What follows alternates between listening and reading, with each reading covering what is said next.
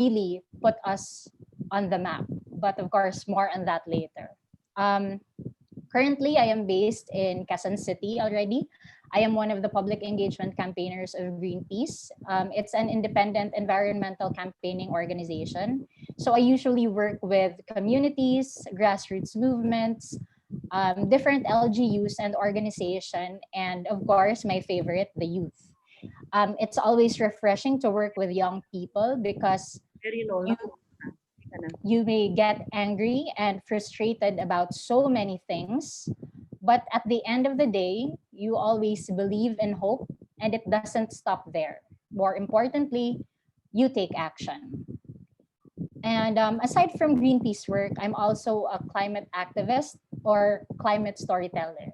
So, which actually brings me here today. And for some reason, opportunities like these here and abroad always come up for me to share the climate story of my community. So, I actually count myself very blessed to be pursuing something that I really love and to do work that benefits not only me, but of course, a lot of people. Um, I'd like to share my screen. Please bear with me because I'm not very used to online stuff. Okay. Um, is the Can you see my screen? Yes, Is it we can see your screen. Yeah. is it placed perfectly? Yes. Okay, thank you, thank you. So you may ask, of course, how did I get here? How was I able to forge this path to activism? Well, to be honest, I always say that it worked the other way around. It's the path, it's the purpose that found me. Years ago, I just felt this drive to do something, but I didn't know where and how to start. The feeling of wanting to be part of something community and impact driven was so new to me because I never really thought of myself as someone who is capable of creating an impact. I come from a small town. I have no social or envi sciences background. In fact, all I wanted to do back then was to continue the small family business we started way back 2012. However, all of that changed when almost 7 years ago, on November 8, 2013, my family and I were caught in an epic battle amidst the wind, the rain, and the 15 feet high storm surge brought by Super Typhoon Yolanda. That day left me with no choice but to witness my father slip through my grasp as he was being swallowed by the deluge. It was also the day I watched my mother die in my arms, and I was forced to make the most difficult decision of letting her go so I may live. In a span of 2 hours, just like the thousands of people in my community, I lost everything I've ever loved and known.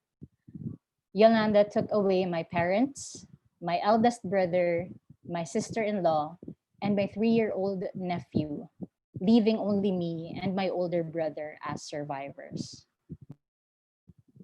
To this day, my father and nephew remain missing. Witnessing death taking away your family one by one, it makes you think that maybe giving up isn't bad after all. Because what is life going to be now that the people you love the most are gone? You realize that social status, material possessions, career, accomplishments, money, all these mean nothing if you don't have a family or at least someone to genuinely share it with. When the wind and rain had stopped, when the surge had receded, when the typhoon had died down and left my hometown in catastrophic ruins, everyone thought the storm was over. Little did we know that the real storm, the struggle for those of us who were left behind, was just about to begin. As my brother and I walked the streets of Tacloban, I looked at the city's mountain range. I was surprised to see that the abundant greenery was now brown and dull. Not a single tree survived the storm. Half the roads were blocked with piles of debris. The stench of death filled the humid air. Cadavers of humans and animals surrounded the city, and people looking like zombies were all over the streets, walking with no clear direction. It was as if a sheet of cloth was forcibly pulled from underneath us and left the whole city devastated. All I wanted was to go home. All I wanted was to feel the comfort and security of my family. But where do you go when your home has been washed away? What do you do when your strongest support system, your family, whom you love the most, is gone? Who do Asan you na yung hold ano? on to? How do you Helicopter. move forward when the future seems to be a blur? Ang doon, Gems. As time passed, I just wanted to leave Tacloban and never ever come back. I felt so broken and exhausted. Everything just hurt. My depression was taking its toll that it came to a point wherein I regretted my decision to choose to be alive because it meant that I had to wake up every single day with that void in my heart, with that yearning for comfort and familiarity that only my parents can ever fill. I had to wake up every single day with the uncertainties and the realization that it was all up to me now. I felt that I cannot afford to fail anymore because my family is gone. And the fear of failure made me scared to take risks. It made me unambitious and mediocre. I just wanted to run away from it all because home did not feel like home anymore. But I didn't know where to go. I've never felt so miserable in my entire life. But I needed to keep going because it was not only me who was hurting. It was not only me who was grieving the loss. I needed to stay strong for my brother, for the rest of my relatives, and for my friends. I needed to believe that somehow, someday, things will just add up and make sense, even though it seemed unimaginable. For some reason, even if it hurt, even if everywhere I go reminded me of the tragedy, I decided to stay, and I'm grateful I did. As time passed, I had the opportunity to work with fellow typhoon survivors and people who helped during the rehabilitation period. And every single day spent with them just changed my mindset. I realized that I should not limit myself on thinking about my family's security alone because I am just a small part of a bigger community. It dawned on me that Typhoon Yolanda took away everything, but it left us with nothing but stories. Stories that are way too precious and compelling to walk away from. Stories that deserve to be heard. I can no longer afford to just sit and wait for someone else to step up because the more stories of loss, grief, and pain that I discover, the more I realize that we do not deserve to live like this for the rest of our lives.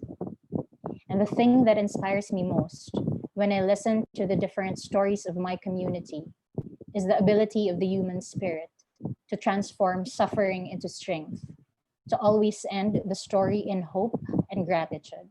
Witnessing my community's resilience, despite the hell on earth we were living, ignited something within me to do more. Writing and storytelling became my tool, and more importantly, that's when healing for me began. When you are confronted with the reality of death, of loss, we are forced to find the true meaning of our existence.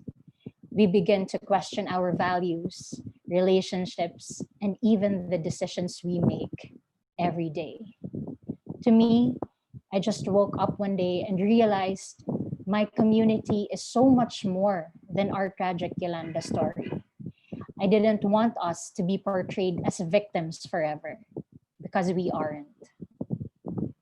In the years that followed after Typhoon Yolanda, I've been given opportunities to speak in different platforms on behalf of people severely impacted by the climate crisis and how it violates our basic human right to a safe, decent, and dignified life. Since then, I've made it my mission to use what's left of me, my mistakes, my challenges, my vulnerabilities, turn them around and be willing to pursue something bigger than myself. To the global north, to the developed countries, the impacts of climate change is something that's going to happen in the distant future. But to us, it is the reality we are currently living and have been adapting and enduring in the past years. The climate crisis is as real as a father who has worked all his life to provide for his family, only to wake up one day and realize his livelihood has been torn apart. It is as real as a mother bearing the agony of looking for her missing husband all day and sleeping beside the dead bodies of her children at night. It is as real as a child who is looking forward to get an education only to find out his school is damaged and he can no longer study anymore. The climate crisis is as real as the thousands of families who lost their homes and livelihood. And 7 years later, they are still struggling to make ends meet with little to no food and clean water. It is real. It is as real as the thousands of survivors who lost their families and with it, their dreams and ambitions. A year after the onslaught of Haiyan, we were anticipating the landfall of another super typhoon. And I cannot articulate how exhausting it was to feel so helpless as I waited for the damage it would bring to my city. Then I thought, is this it? Is this all we can do? To wait for another super typhoon to happen? Are we just going to record the casualties, the injured, the missing? Are we just going to wait for relief and aid from foreign countries every time we are met with catastrophes? We are a community living in a great injustice because we are least responsible for the climate crisis, but we are the ones who are gravely affected by its impacts. We do not have the luxury to deny and debate about it because we are too busy and frankly too exhausted from surviving one catastrophe after another. My journey with climate activism just grew into something unimaginable and unexpected. It began when I met individuals and organizations from frontline communities who, despite it all, continue to emerge and fight for our basic human right to a safe environment. Here in the Philippines, there is a landmark petition filed in the year 2015 by brave Filipinos, typhoon survivors, farmers, fisherfolk, and environmental organizations to investigate the responsibility of 46 fossil fuel companies for human rights impacts resulting from climate change. The petition ordered the respondents to submit their plans on the steps they will take to eliminate, remedy, and curb climate change here in the Philippines. In December 2019, the Commission on Human Rights of the Philippines announced that fossil fuel corporations can be legally and morally held liable for the climate crisis. The outcome of this petition goes beyond the Philippines and can reach every single human being alive or yet to be born. This can be a strong basis for future legal actions against big polluters and also for vulnerable communities to confront inaction by companies and governments. Indeed, when Yolanda struck, the world gained a new perspective about climate change. It is not just about warming oceans, dying polar bears, melting polar ice caps in the Arctic. When we talk about this crisis in the Philippines, especially in Tacloban, we talk about losing everything we've ever loved and worked hard for. Pictured here is me and my brother. It has become our annual tradition every 8th of November to go back to the waiting shed where we left the remains of our mother, brother, and sister-in-law. On November 2017, 4 years after Yolanda, our community didn't have a space to bring us together. So we took it upon ourselves to create one.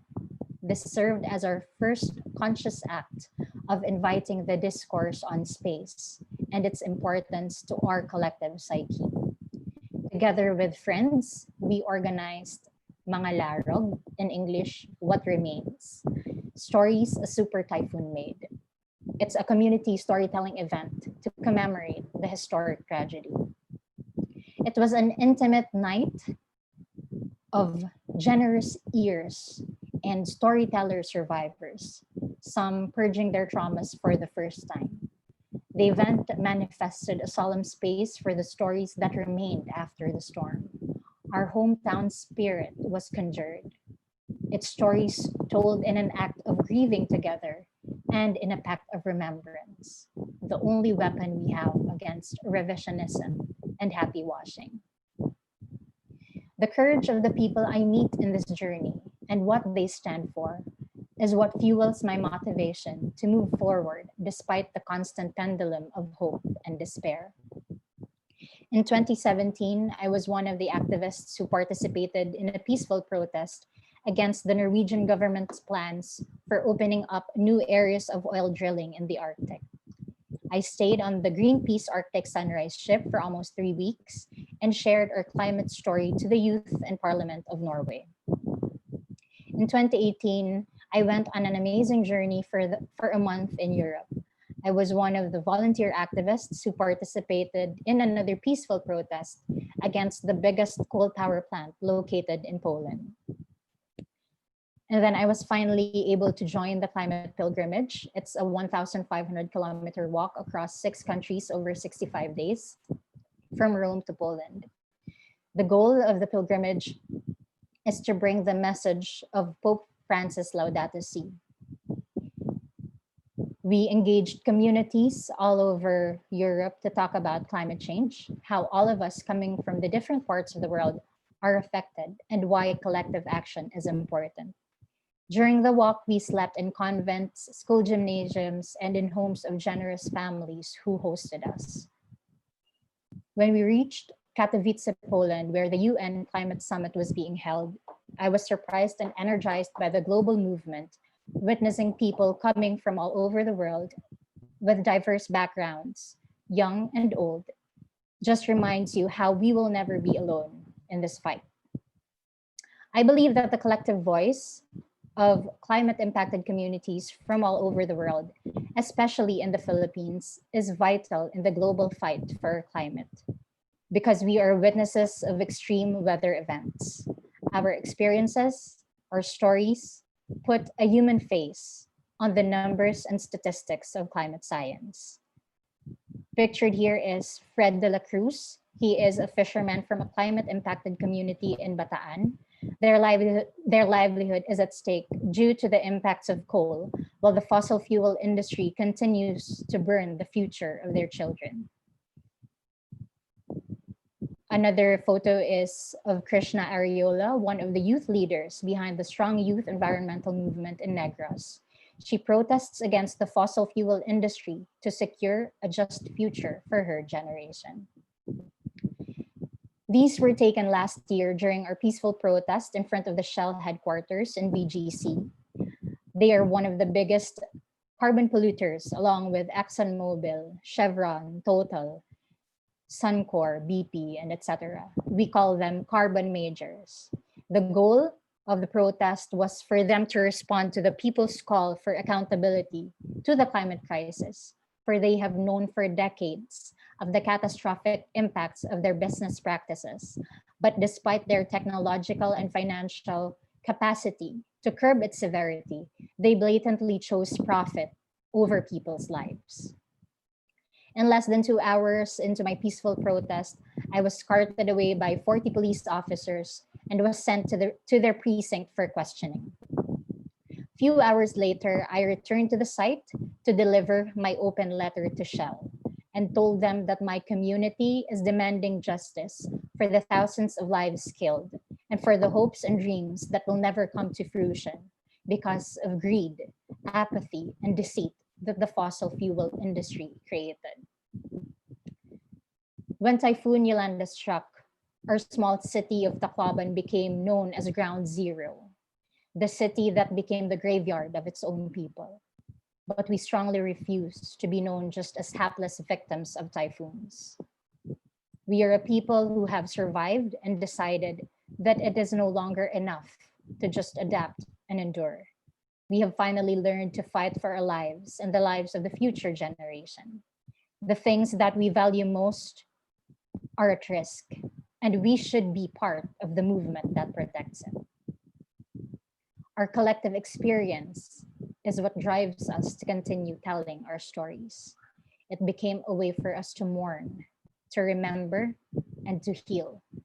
Now, our stories have transformed as a way for us to fight because we have realized that living a safe, decent, and dignified life is not a privilege. It is a human right. Protecting human rights from the impacts of climate change may look like a David and Goliath battle. One can just easily back down. It is not easy to be brave and stand up against a fossil fuel giant, but we cannot stay quiet while the injustice continues, where only a few profit and enrich themselves at the expense of others. And yet, I remain hopeful because throughout this journey, I found a stronger version of myself. I found stories, I found support, I found strength. All have led me here. I may have lost my family to the storm, but we are not losing to this climate crisis. Maraming salamat po. Thank you. Thank you, Joanna. Words are not enough to describe what I feel right now. Uh, I was teary eyed while listening to your story, Joanna. Uh, what happened to you after that tragic incident and the courageous decision that you have made about yourself is indeed awe inspiring. God bless you, Joanna. Be with us until the open forum. Okay, so at this point, may I call on Miss Louie to introduce the second speaker. Louie?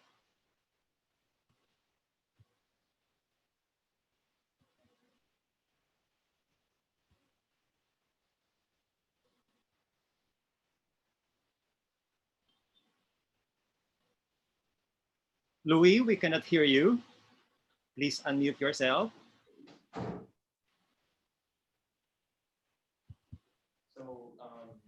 Yeah. Yeah, there my videos already. Louis? Yes. Louis, we cannot hear you. You're still muted, Louis.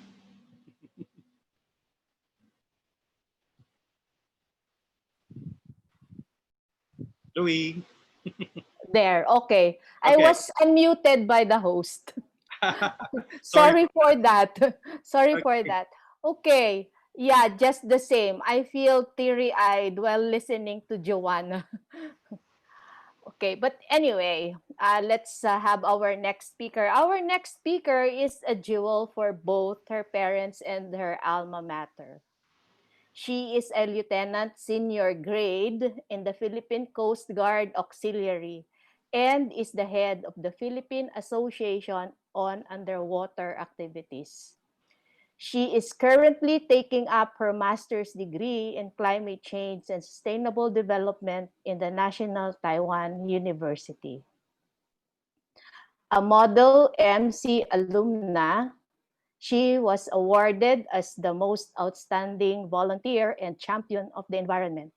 And if I am not mistaken, she also belongs to the top 10 of her batch during graduation in 2019.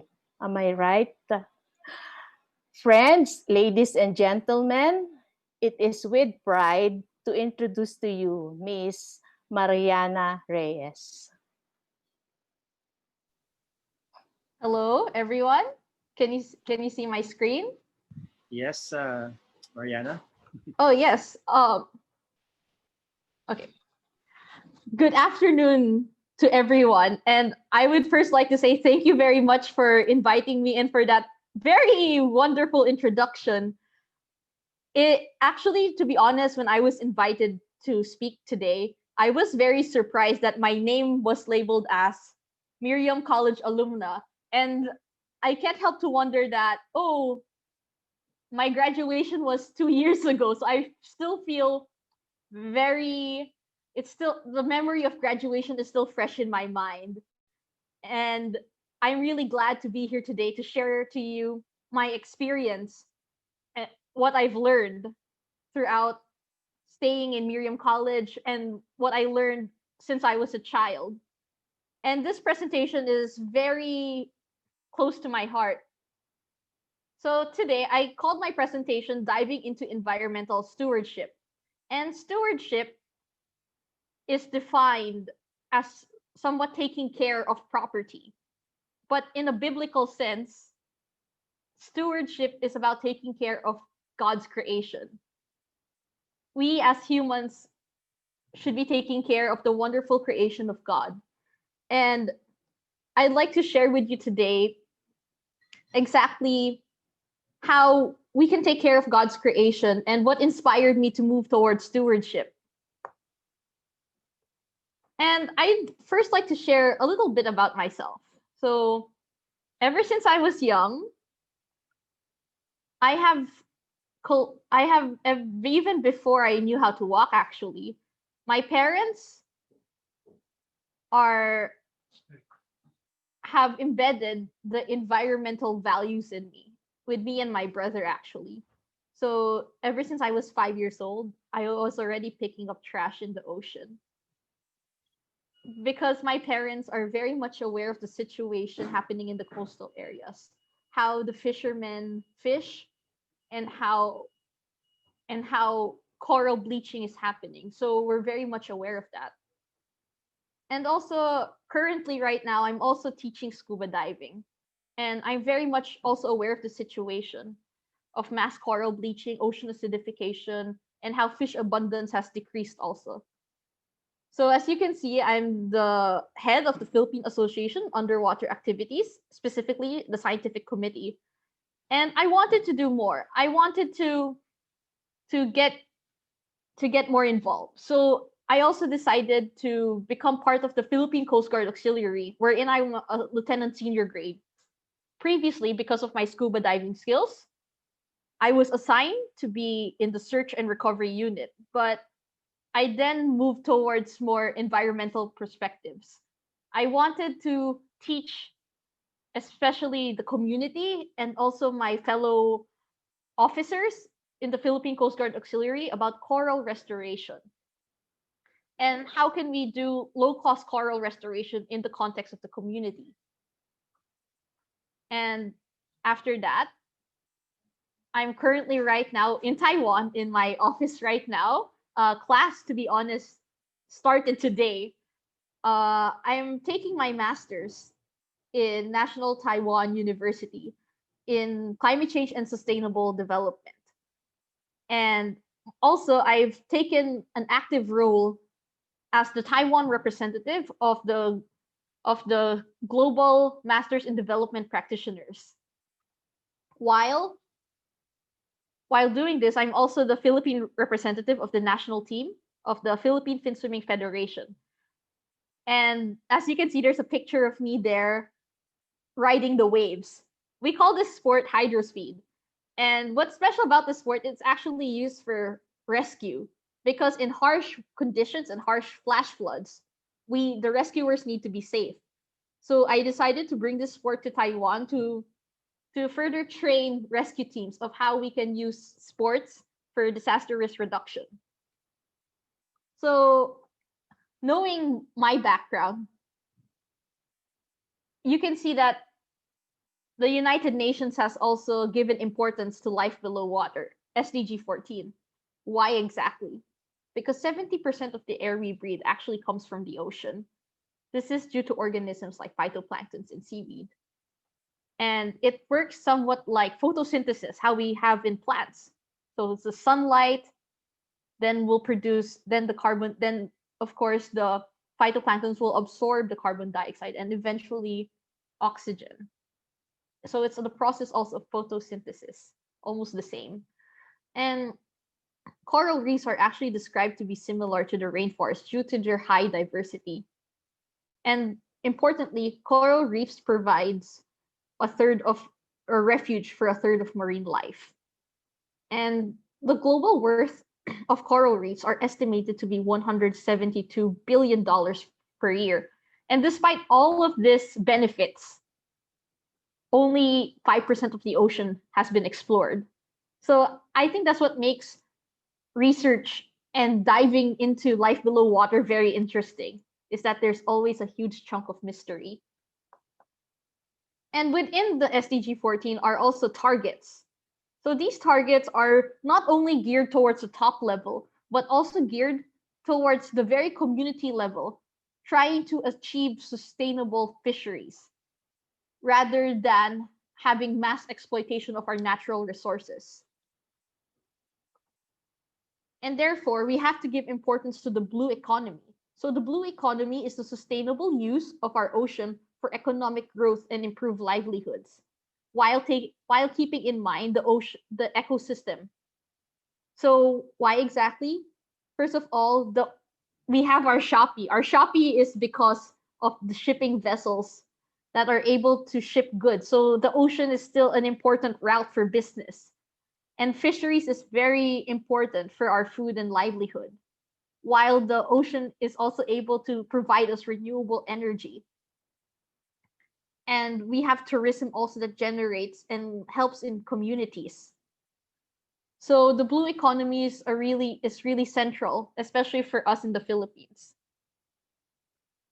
And I want to talk about the diversity in the Philippines, how blessed we are to be located in the Coral Triangle.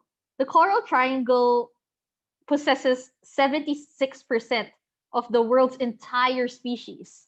So we are definitely very blessed. And the Philippines is composed of 468 sclerotinia corals or hard corals, 736 reef fishes, 648 mollusks, and 16 species of seagrass, and of course marine algae. And for those who don't know, the Center of Marine Biodiversity is actually located in the Verde Island Passage. The Verde Island Passage has a record of closely estimated to 3,000 marine species has been recorded there. And that's really a lot. This may not sound familiar to you, or this may sound like statistics, but I have a video to show you of our last diving trip, of what the Verde Island is about and how blessed we are in the Philippines. So let me share the recording.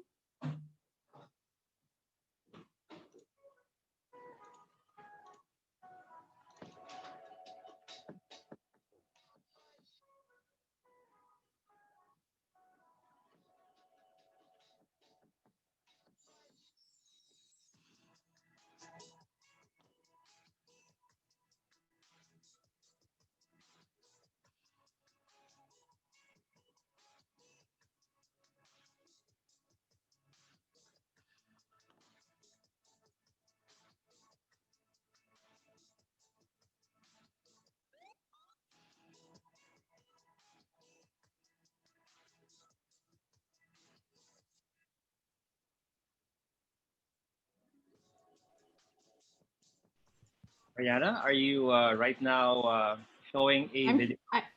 I'm sharing the recording. Can you see it? No. No, we're only Okay. Sorry. Here. This one. Share. Okay. Can you see it now? yes. Okay. Okay. Make sure you turn on the audio also. Okay. So let's see the audio. Share computer. Same as system. Switch to audio. Share microphone. Okay. Can you hear?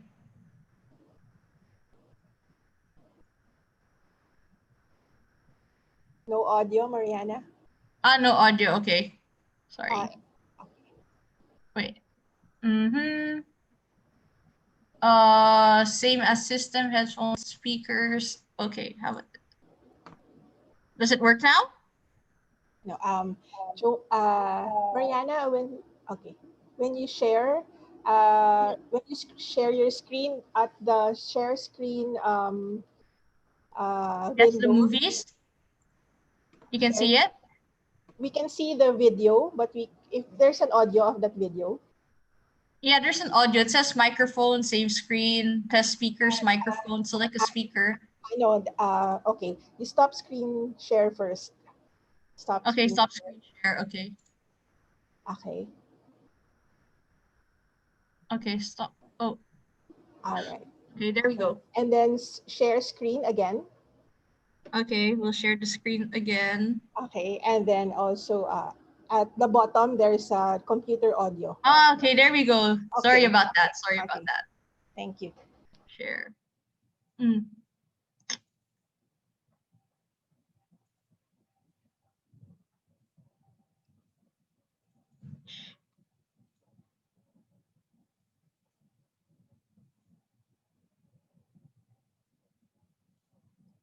Share screen.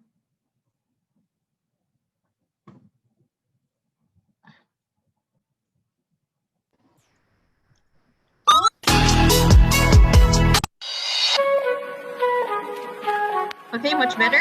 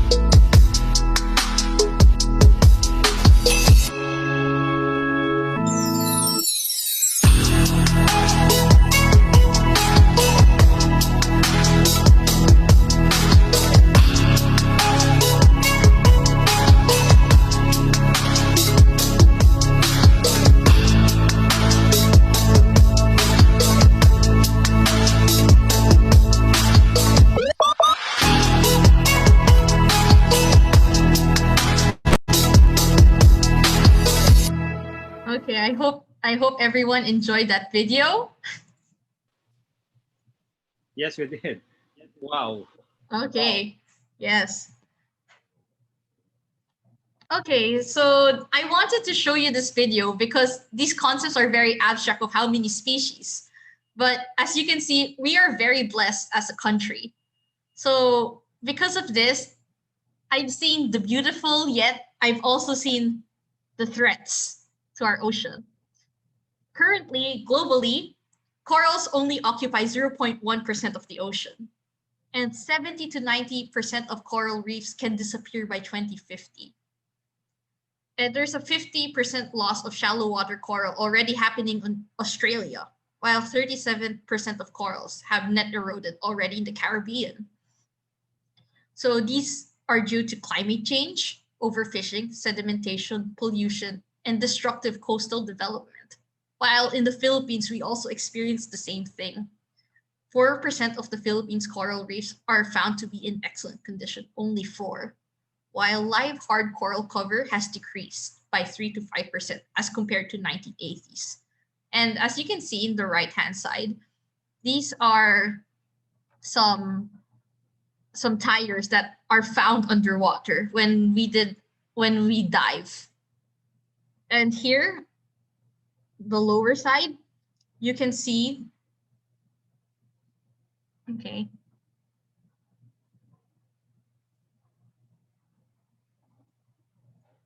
Okay, sorry. Here, you can see that there is a sachet. Can you see the sachet? Yes. So there's a sachet of shampoo.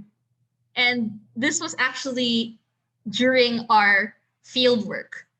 So as you can see in the video, I brought some Taiwanese lab mates of mine to help me conduct a fieldwork in the Philippines.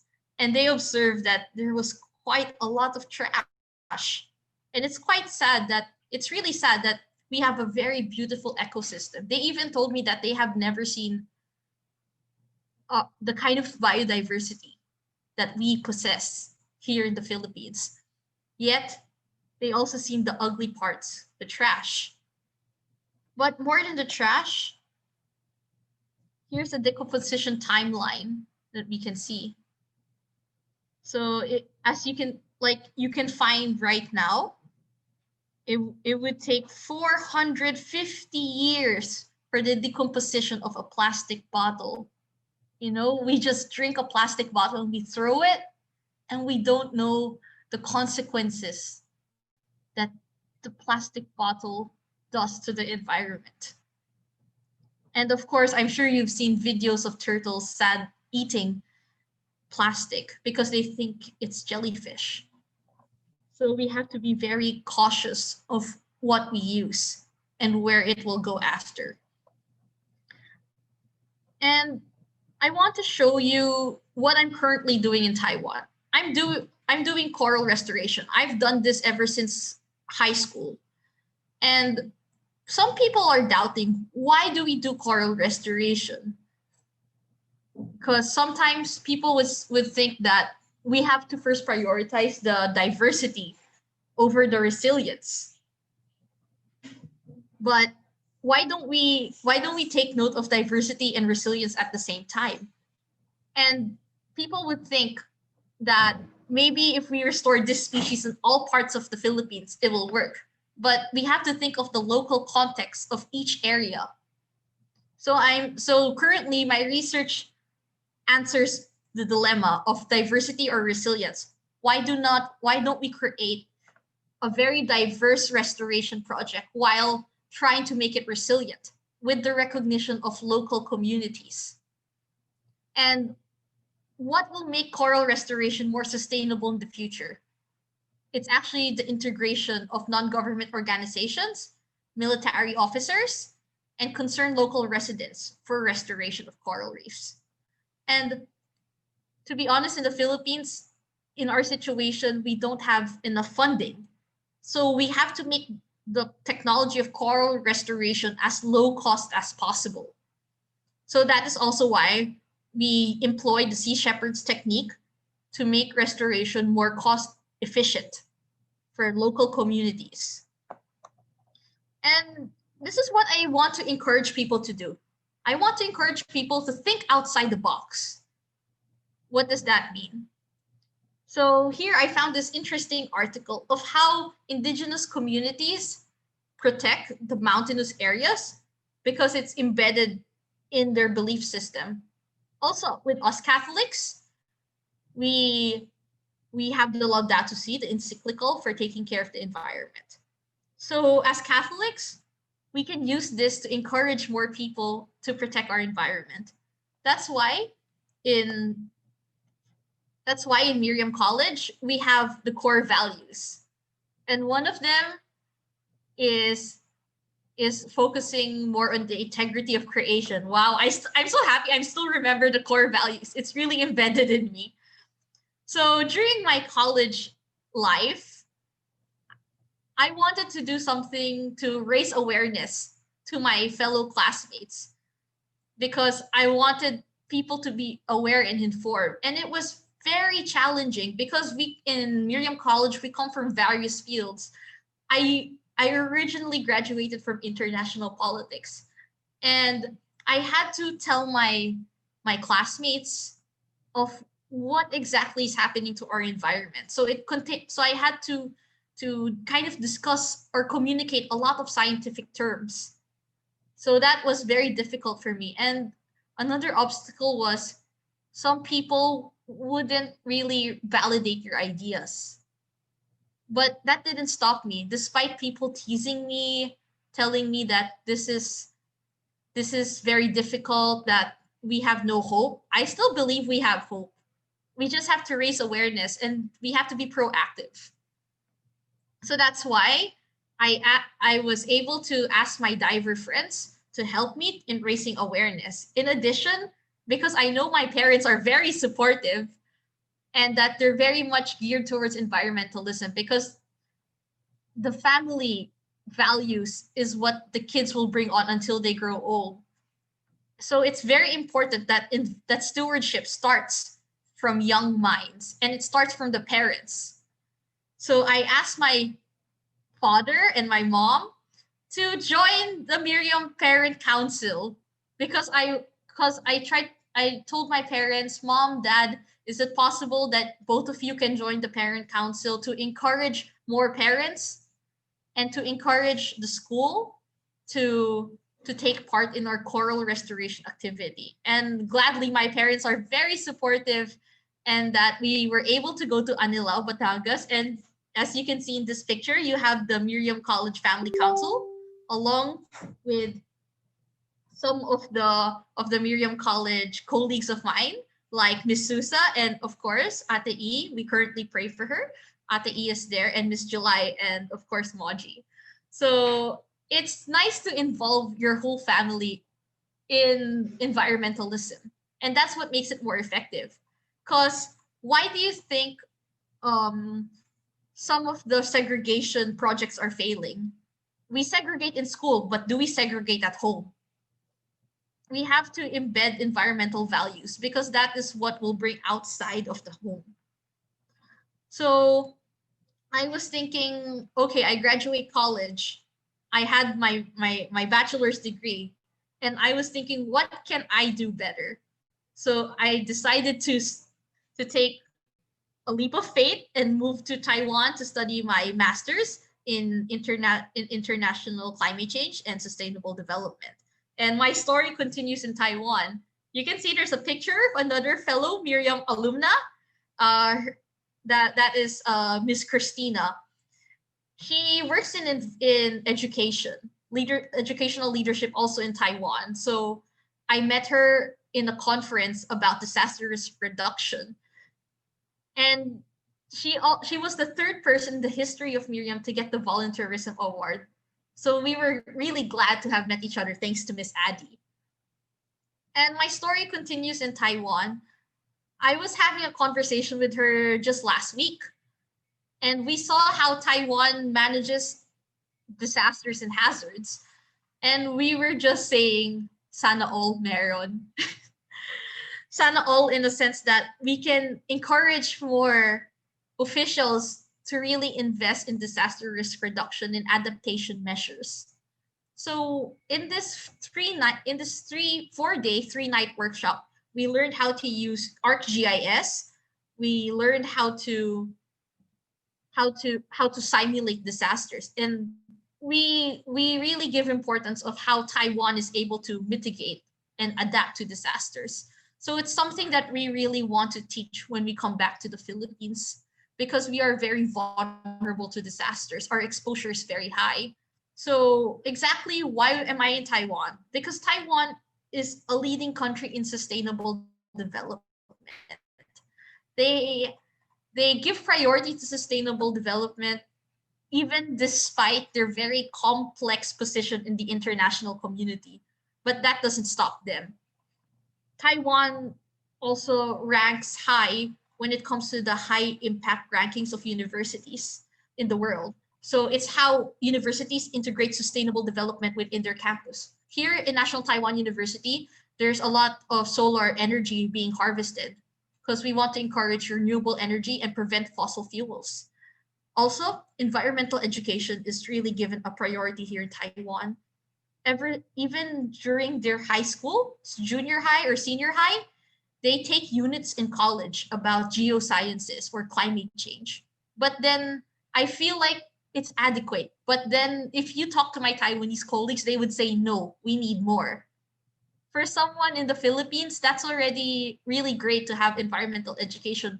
But I love their aggressive stance to get more units of environmental education, which is very important. They really embed climate change in every field and aspect. For instance, in civil engineering, we would think it's more of construction building, but they would think of ways to innovate potable water for communities who need clean, safe drinking water. Also, I learned here in Taiwan that specialties are important, but we have to integrate various disciplines to solve complex challenges. For instance, coral restoration can't just be about the theoretical part of science.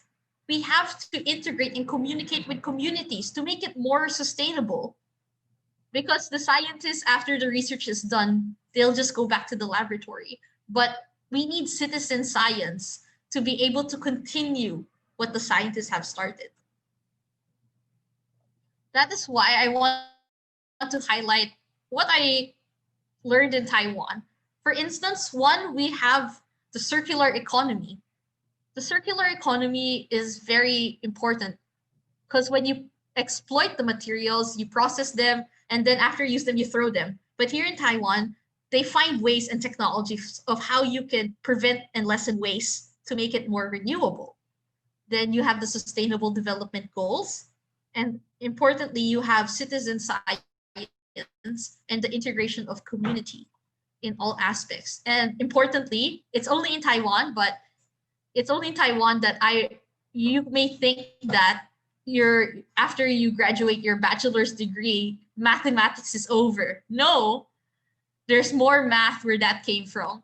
So right now I'm also doing model science to learn more and to identify key species that are essential for coral restoration. That is why data science is very important also in integrating to the study of environmental research.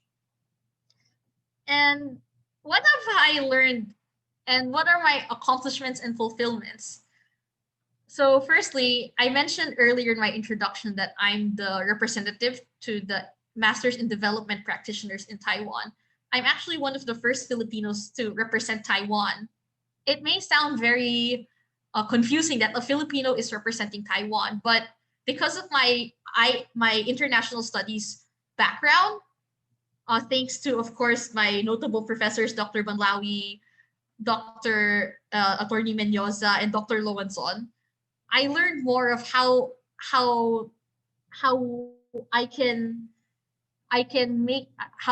help in Taiwan's recognition in the international community, especially in the field of sustainable development. So right now, I'm happy to report that more people are now recognizing how Taiwan is able to mitigate and manage COVID-19. And that is actually the highlight of how I was able to represent Taiwan in a very good light, and that we're very much into sustainable development goals and environmental education.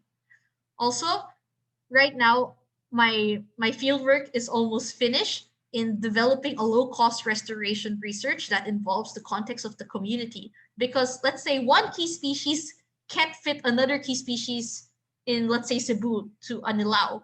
So my coral restoration project, I want to formalize it to make sure that that we in the Philippines would also be recognized.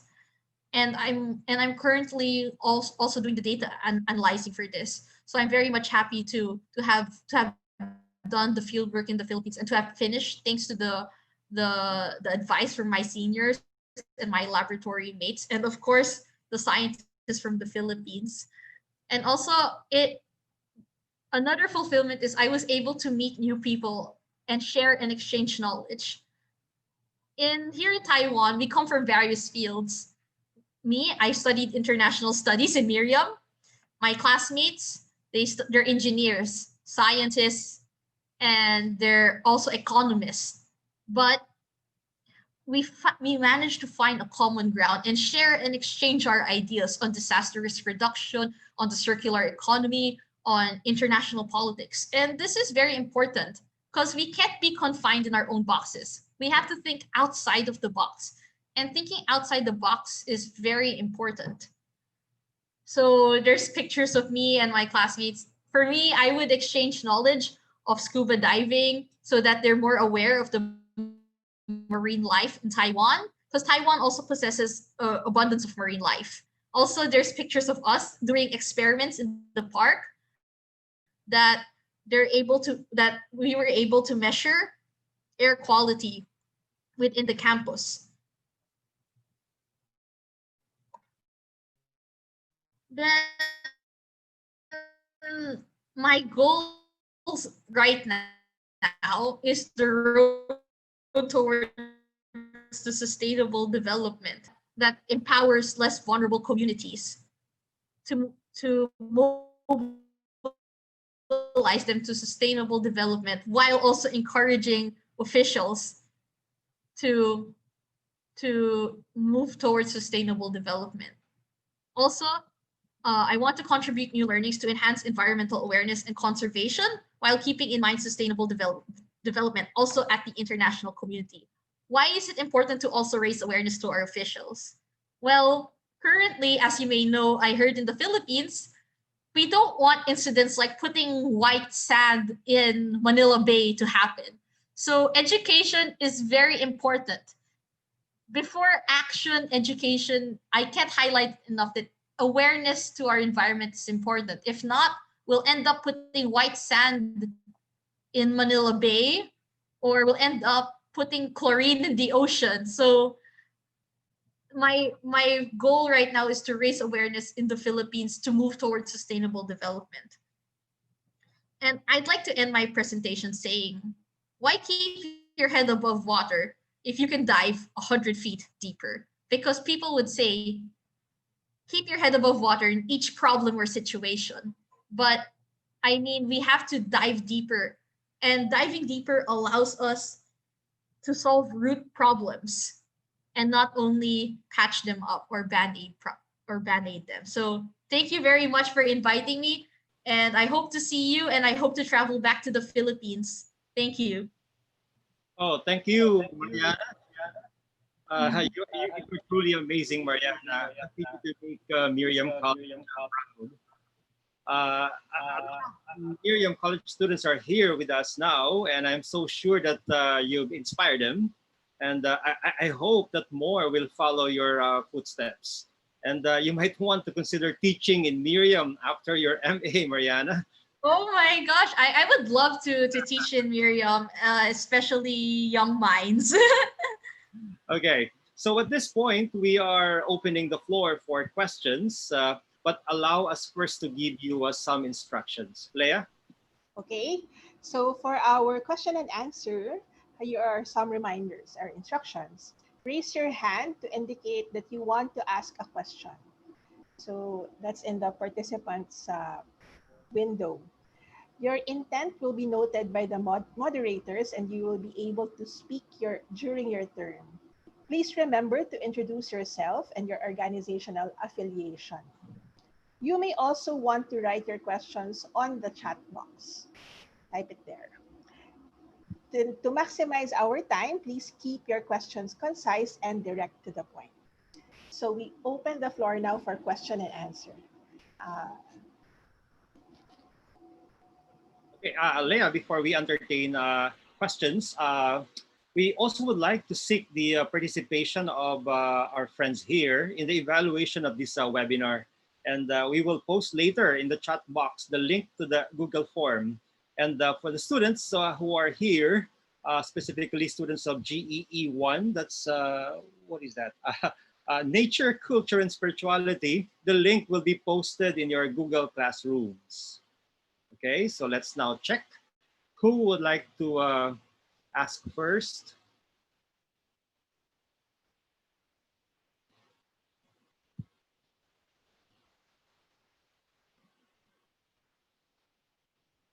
You can also share your insights.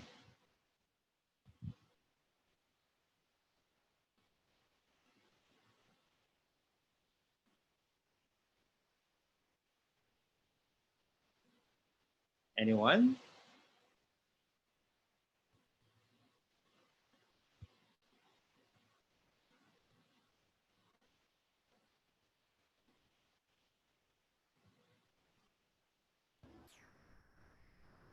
I'd like to ask Joanna.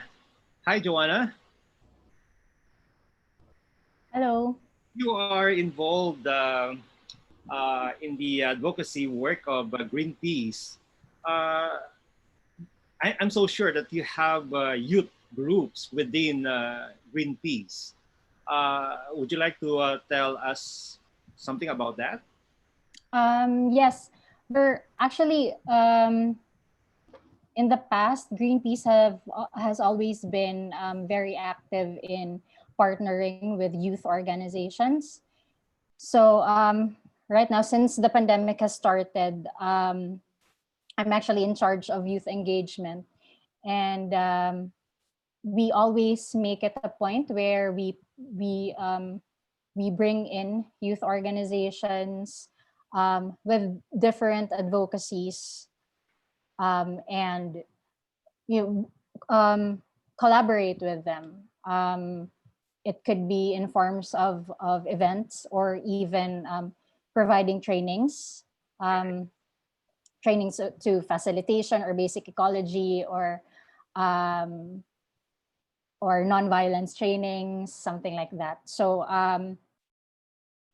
we are actually cooking something up right now for the global climate strikes. It's going to happen this month on September. So I do hope that with the youth, with especially the students that are here with us today in this webinar, you can also participate in the different events initiated by the existing youth organizations.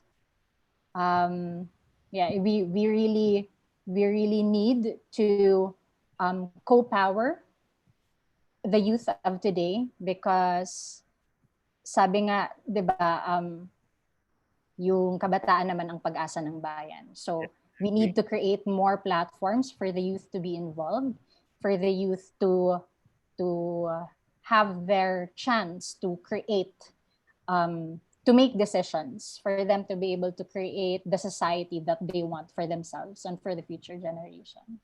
Yeah. Mhm. Thank you, Joanna. Leah, there's a question. Will you please read? It's a question. Wait, okay, the question is from Soda. Soda, would you like to just turn on your mic and your camera?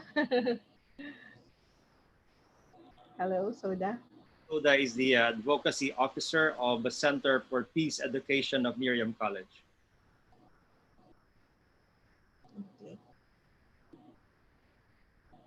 All right. Okay. I'll just read. Okay. My question is, Soda's asking, okay, Soda's question. My question is addressed to both speakers. Given that we are under the pandemic and our movements are constrained, how can we help contribute in the cause in advancing for climate justice?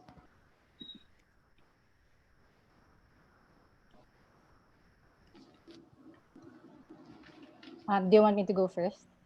Yes, Okay. Joanna. So yeah, marami talaga yung nagbago, no, when the pandemic started, and we really needed to find ways to position ourselves and how we can respond to this pandemic.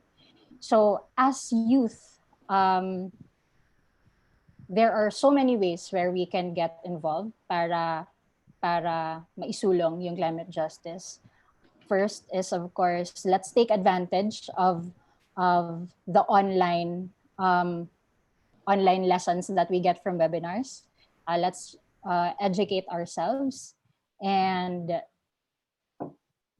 second is, of course, register yourselves para makaboto tayo sa next elections, because we need strong leaders who are very much aligned with our environmental advocacies, na yung uunahin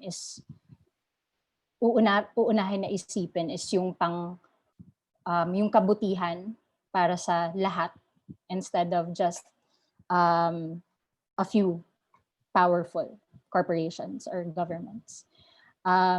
Next is find your own community. You can join a youth organization, or any organization that is advocating for climate and the environment. find your own community, and be inspired by their strength, and um, learn from each other. Kasi yun talaga, we cannot do things alone. We need a strong support system, a movement. We need to be part of a movement para collectively yung actions natin mas maging stronger pa.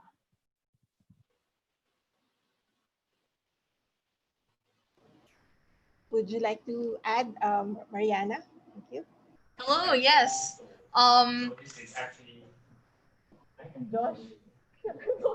Sorry. Hello. Yeah, sorry, my colleagues are there in the back.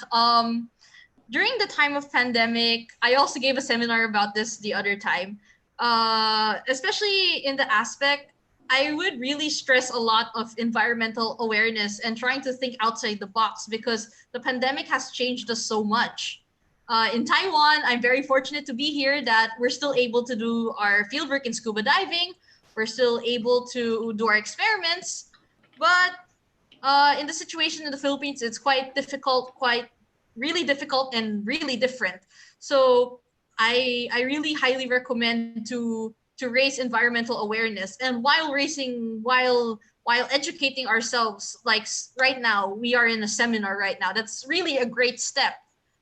Right now, we raise environmental awareness, we educate ourselves, especially there are a lot of good documentaries. The documentary of the century, Chasing Corals. But when I was young, I really enjoyed BBC Blue Planet, Blue World. It's really nice. And while we are educating ourselves, we think outside the box. We think of possibilities of how to integrate conservation in things that we do. We do responsible consumption of our resources. Like we have to segregate our trash. Here in Taiwan, they won't collect your trash until it's segregated, and we have to train our children how to segregate trash, the waste, and that's very important. We have to lessen our waste while we're indoors. Like panay yung Uber Eats natin, panay ang Food Panda natin. Pero where does our Uber Eat containers go after? We have to think about that. And concerning the plastic bottles, uh, I have a colleague right now with me in the same office. Very fortunate to have various colleagues here.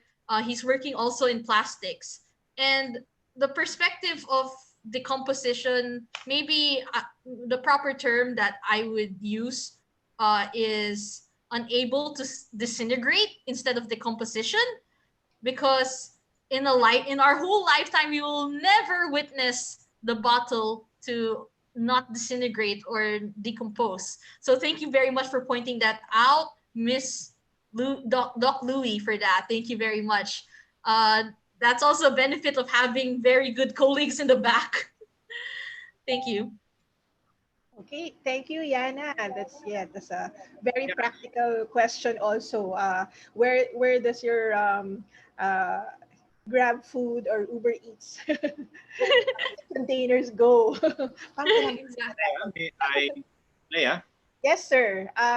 nice Miss Emma Soriano. She would like to ask Yes, a question. Be sure to unmute the mic of Miss Emma Soriano. yes, it's already. She can already unmute. Hello, good afternoon. Hello, can I be heard? Yes, you can. Yes, Emma. Oh, okay, great. First I want to say thank you for entertaining my question, and I meant about to entertain my question, and for sharing your stories. I think that they're so great that we're having this seminar. And yes. And so my question, I'm sorry. I know that when it comes to climate change, we always talk about plastic, and of course it is one of the problems, pollution. But one thing that actually, just a quick story, I guess, during this quarantine I've been really educating myself, like just through research, and I found out that methane, due to livestock and cows, are actually one of also the greatest contributors to climate change. And I just really want to know, what are your views on that? And not a lot of people, I guess, here in the Philippines we always eat pork, we always eat cows, and I'm not trying to get everyone to become vegan or anything, but I guess it's just one of the things that I guess we need to raise more awareness on, and how our diet also contributes to climate change. So I just want to know, what are your views about that and the culture that we have here in the Philippines and our diets? Thank you. Can I answer first? I really like this question. Sure. Okay. Yes, it is true. The livestock industry does have a giant impact on our carbon emissions because, as you know, they're cutting down the rainforest to give way to the feeds of the animals. Yes, that is true. That's why one of the solutions here in Taiwan, honestly, is that they make vegetables cheaper. Like if you're really broke, like me, if you really don't have anything to eat, you go to the cafeteria and you get vegetarian buffet, and the vegetarian buffet would be like 60 pesos. So it's a matter of being responsible with our consumption and trying to really encourage more people to to to choose not only the healthy option but also the more responsible option. So because in the Philippines, veganism, it's getting up there, but it's not as integrated into our lives. It's still a trend, but it has to be a lifestyle. And because in the Philippines we're honestly carnivorous eaters, but we have to make the change to to better substitutes. So here because here in Taiwan it's easier, relatively easier to be vegetarian because it's available everywhere, and in each restaurant there is a vegetarian option. Also because of their belief of Buddhism is also important.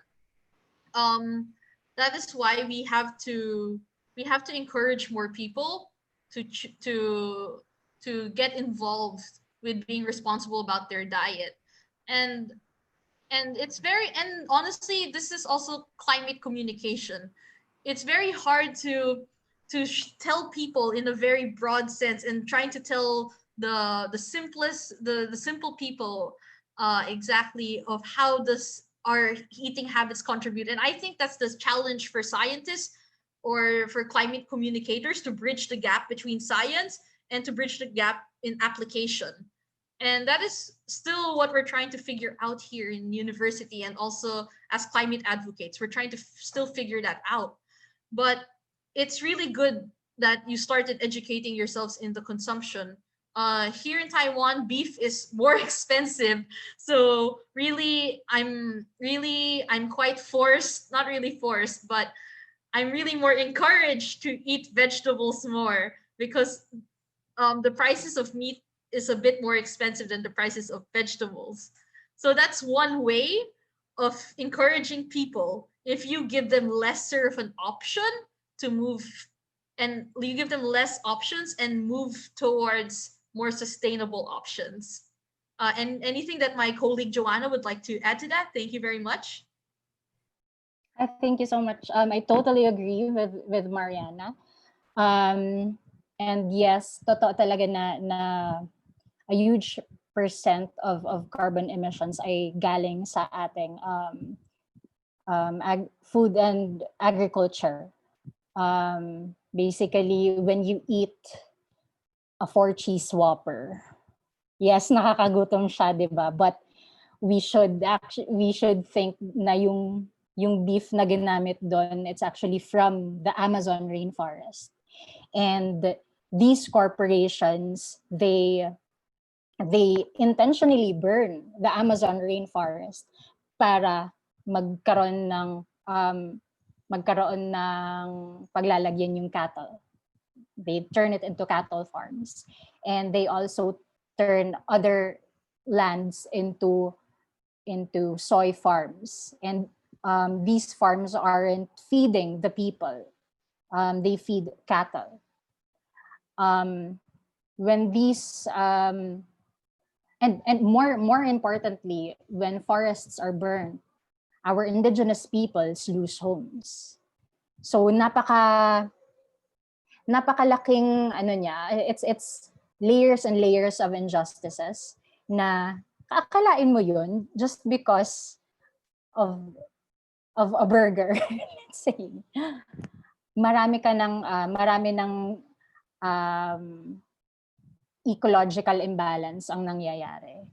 And that's why also with Greenpeace, we also have a food and agriculture campaign wherein we campaign for communities to eat less meat but more vegetables. Pero of course, we also need to make sure that these vegetables, the food that we serve on our plates are ecologically sourced. So hindi organic ito, hindi siya binuhusan ng kung ano-anong chemicals kasi our health is also at stake. More importantly, policy integration. Yun talaga. Our personal lifestyle changes need to be coupled with policy integration. Because when our governments integrate the environmental awareness sa policies natin, mas nagiging effective yung ginagawa nating change sa ating lifestyles. So yeah. Thank you, Joanna. I'd like to recognize Sister Anne. Sister Anne, the floor is yours.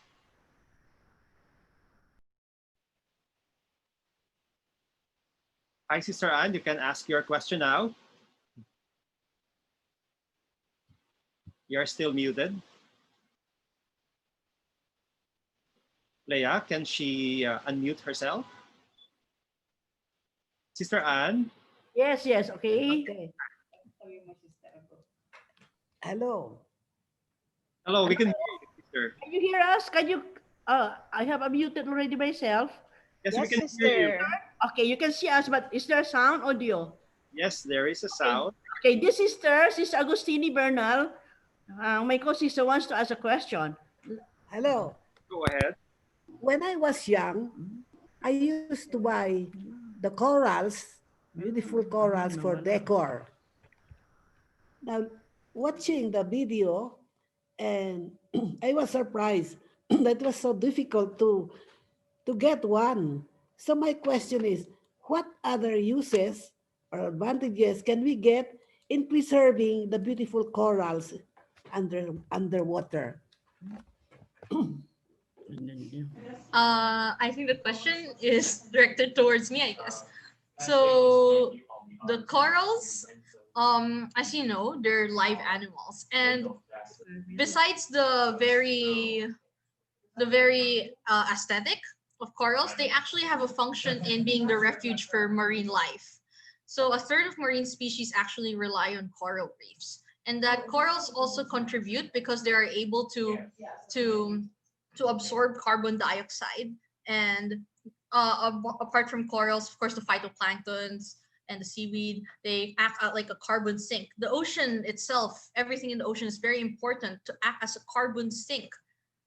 And the ocean is just taking in too much carbon. So if we increase marine life, such as the corals, the phytoplanktons, the seaweeds, we can the carbon sink would be wouldn't like there wouldn't be the ocean wouldn't acidify as much, because right now marine life is taking in too much carbon emission.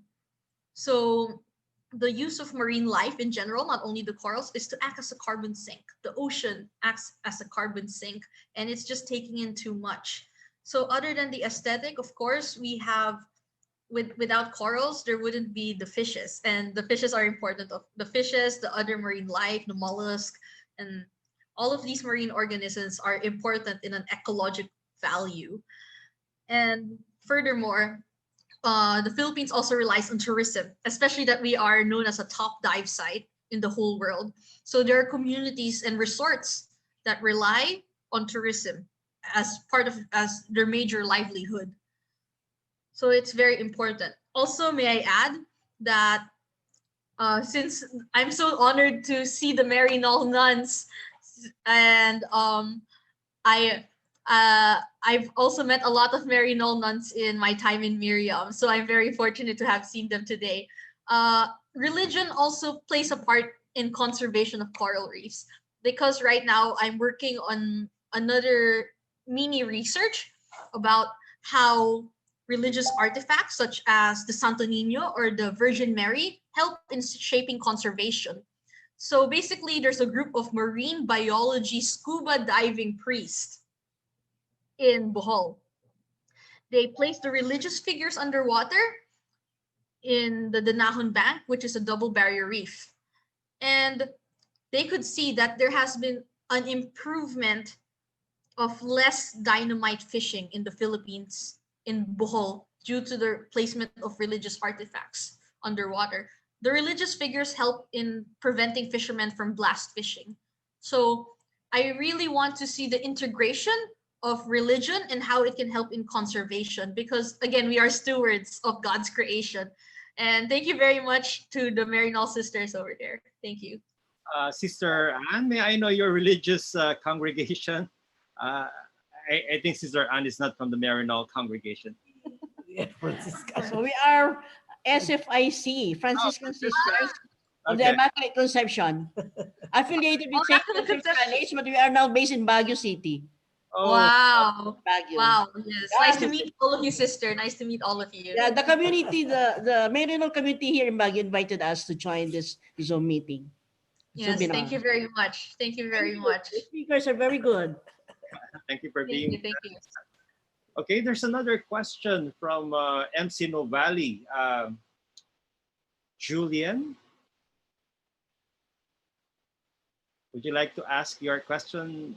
Your question now, Julian.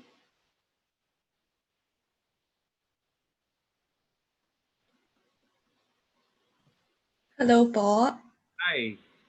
Yes po. I would just like to ask, did the global response to the pandemic affect the environment for better or for worse? Yun po.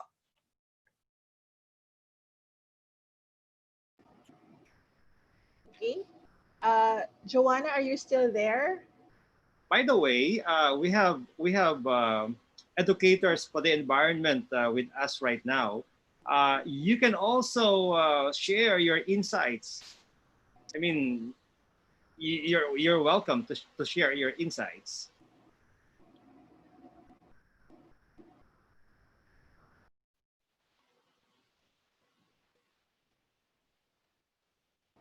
Okay, Juana or Mariana or anyone. Hello. Yes. Hello. Yeah. Okay. Yes. Actually, right now, my colleagues in the back are very much attentive of what I'm doing and listening. And we find that your question is very interesting also. They can answer if they want. Also answer. Not the environmentalist can answer. Anyway, we also have the same question also in university of what exactly is happening in the pandemic. Some people would debate actually that it's been better. It balances the earth. Like we call this term ecological terrorists. Ecological terrorists believe that if we eliminate humans, the earth will be better. And some people believe that because of the pandemic, lesser people have been exploiting our resources and that the abundance of species are able to return. But others believe that carbon emissions haven't really decreased as much because, again, we're inside our house using the electricity of our houses, where we're using more plastics when we deliver our Uber Eats or our Grab Food or our Food Panda. And it's just increasing the usage of plastic. When we drink our milk tea, we can't order outside, so we just ask the people to bring it via plastic or something, or that we use more transportation when we have to move. So it's a matter of perspective.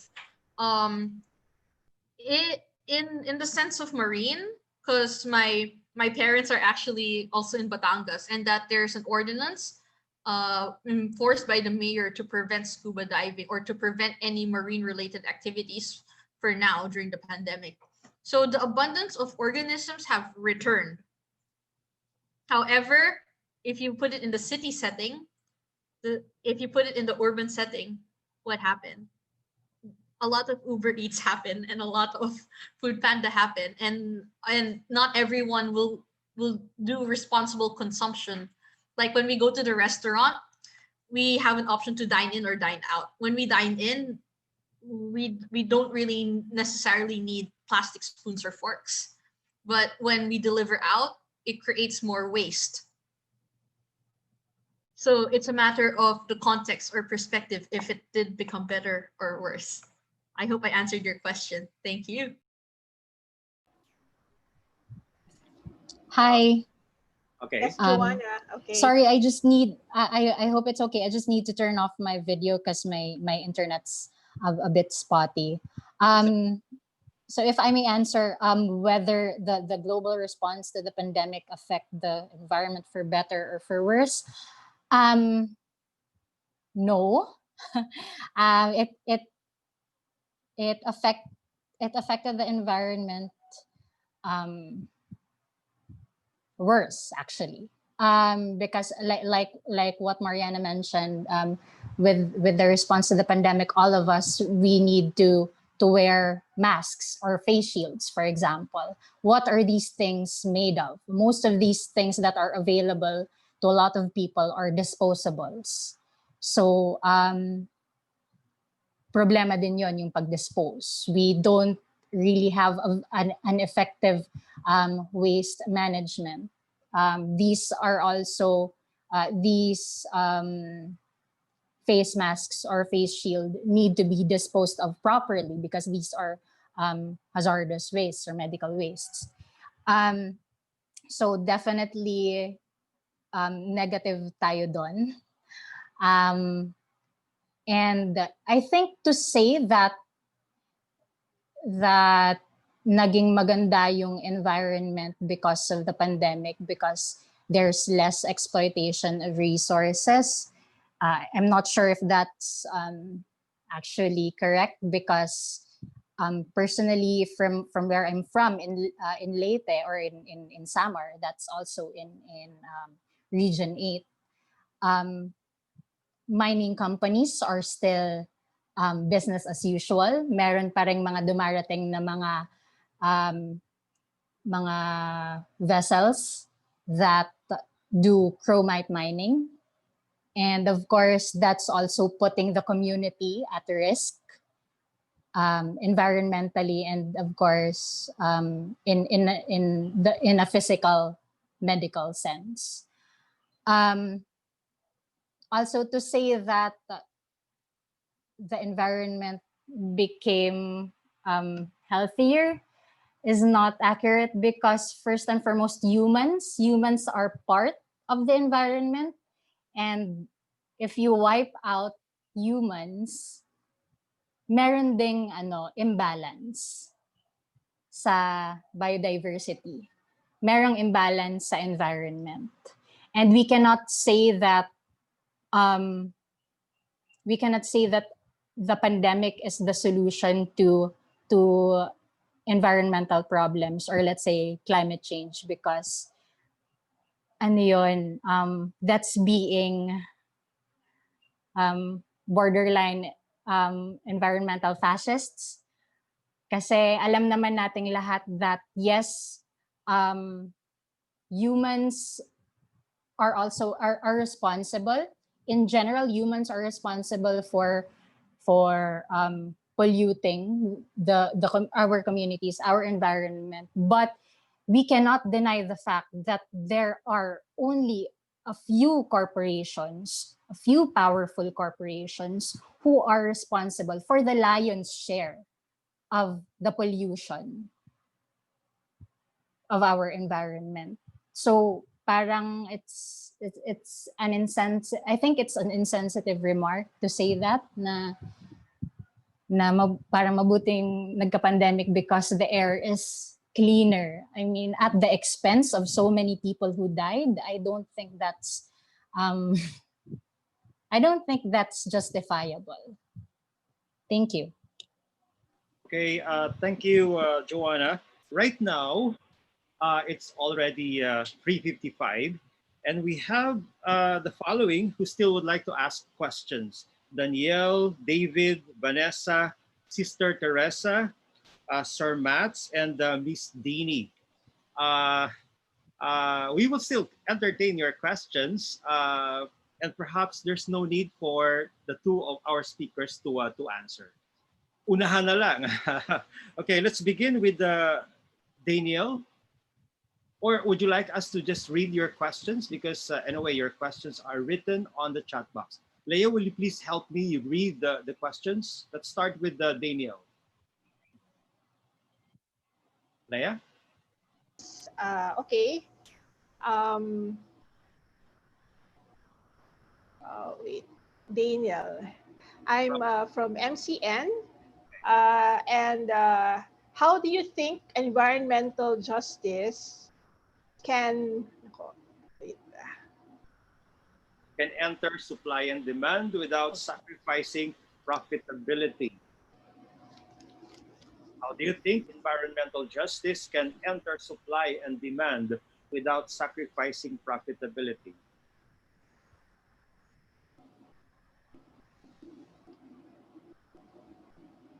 Joanna? Okay, I'll try to answer this. First, never ignore the science. The, the science is there because these are facts. And of course, lahat naman ng mga proyekto na ginagawa natin, these should be based on scientific research. And along with the scientific research is the environmental impacts of a project or any proposal. Next is apart from the science, of course, we need to consider the community, the heart on where this project would be would stand.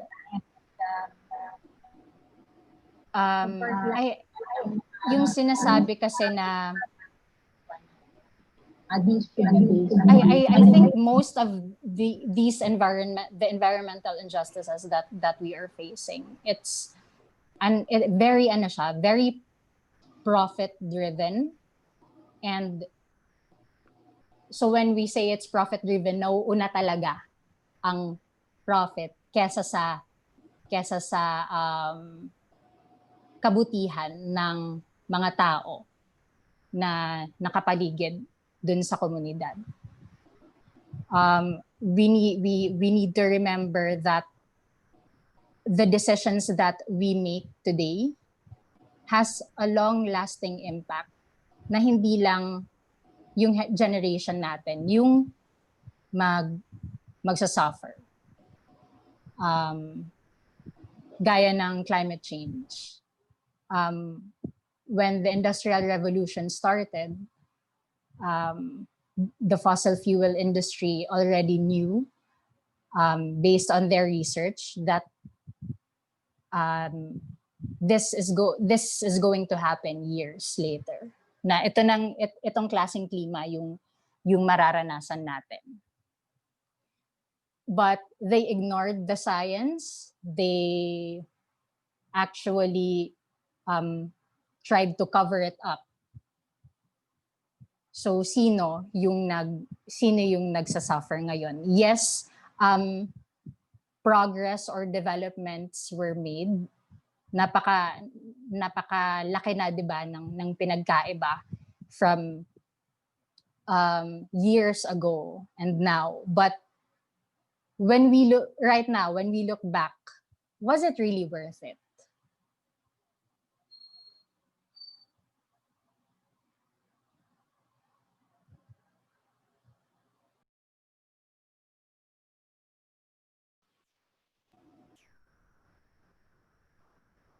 Okay. I don't hear Joanna anymore. I think she's done, or she Yes. got disconnected. Okay. Can we She's proceed okay. to the next question? Leah, please read. From Is it from Vanessa, sir? No, from David Mendoza. David. Sir, sorry, I cannot see it on my chat box. So here's the question. Hi, I'm David from Miriam College. Just a minute. Miriam College, Nuvali. My question is for both speakers. What would you say to other young people, including myself, who feel that they don't really have a voice or a way to create change? I got some inspiration after hearing about Greta Thunberg, who is a climate activist, and I decided to create posters and placards about climate change so that I can show support to fight for the climate. Okay, short answer from Joanna and Mariana. Okay, short answer is continue what you're doing. It's a matter of introspection. What I always say is you need to ask yourself, what am I good at? Second is, what am I willing to learn? And third is, what am I willing to sacrifice? If you're able to answer those three questions and continue to educate yourself about what's going on, with your own community, with our environment, um, just I think you'll be able to find your purpose, and you'll be able to uh, find your own means of involving yourself. You don't need to be a good speaker, or you don't need to go on protests. If what you said, like you're creating posters, that's already your way of getting yourself involved with activism. That's actually artivism, art with activism. So yeah, just find your niche and continue doing it, not only for yourself, but of course for the people around you and for the next generation. Okay. Maybe to add to that quite a bit, people honestly will try to silence you or tease you. But whatever you do, as long as you can stand by it, never back down. Because when they back down and they see you back down, they have already won. But don't at all let them win. To be honest, it's really hard to convince people who don't believe in climate change. But we never give up, right? We always stand our ground. And that's very important. In Miriam, to be honest, it was a bit difficult to try to raise awareness because we're from different perspectives and it's hard to share. But you start with one person and the first person that you talk to and you tell them, it's a win situation already, because from that one person that you convince, it will go a long way. So just just continue what you're doing. I agree with Joanna. Definitely, you're already making a big change. And as part of the youth, we have to continue, because sooner or later, it will be us who will be the future leaders. And it would be nice that our leader has a very environmental mindset. So just keep on doing what you do and love to do what you do. Thank you. Okay, thank you, Joanna and Mariana. As I've said, we will still entertain the questions of Vanessa, Sister Teresa, Sir Mats, and Miss Dean Hernandez. So at this point, Leah, would you like to read the question of Vanessa Garcia? Okay. Vanessa said, um, okay, here. She is from BS Environmental Planning and MEP.org. There have been current efforts in reducing single-use plastics. However, it isn't enough to fully eradicate plastic and manage waste. Ms. Mariana mentioned the importance of the uh, circular economy. Is it circular economy a while ago? And Ms. Joanna also just mentioned the importance of policy implementation to ensure that the community is practicing a sustainable lifestyle. Do you think that the Philippines can achieve a circular economy?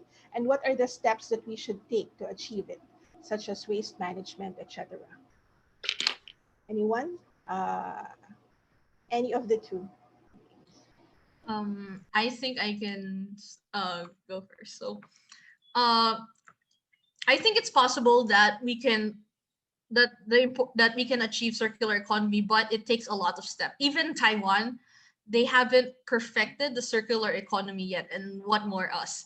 But we're very hopeful because now we have science, we have technologies that are able to make technologies the waste to circulate them again for reusable management of the waste and sorry waste management, and so that we prevent more further exploitation of our resources. So, with this in mind, this is what I also asked to some of my circular economy specialist colleagues of mine, because it's very expensive. We have the technology right now, but the challenge is it's very expensive. But the thing is, it's possible if we make it cheaper. How do we make it cheaper? We highlight on technology that is able to make it cheaper and convince more corporations from the top to invest in this. It's even possible to make it cheaper than exploiting raw materials, but we have to tell them why is it exactly cheaper than trying to harvest from raw materials. So right now it's a matter of trying to get corporations on board, moving from traditional kind of methods of exploiting raw materials to now more technology based and more factual based ways of trying to recycle these materials so that we don't have to keep exploiting these resources. And the circular economy really is very important right now. And I hope sooner or later, of course, but I hope Vanessa, sooner or later, you'll be able to even contribute to the Philippines of how we can make technology, sorry, how we can make technology more approachable, especially to more vulnerable populations. I'm sure Joanna would like to add to that. Thank you.